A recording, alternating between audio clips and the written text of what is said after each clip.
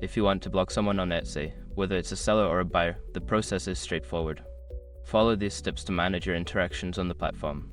Step 1. Log into your Etsy account. Start by logging into your Etsy account using your username and password. Make sure you are on the main dashboard of your account. Step 2. Access your account settings.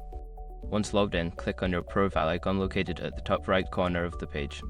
From the drop-down menu, select Account Settings to access your account preferences. Step 3. Navigate to Privacy Settings. In the Account Settings menu, look for the Privacy tab. Click on it to find options related to blocking users and managing your privacy preferences. Step 4. Block the user. Within the privacy settings, you will see an option to block users. Enter the username of the person you wish to block in the provided field. Confirm your action to complete the blocking process. Step 5. Review your block users.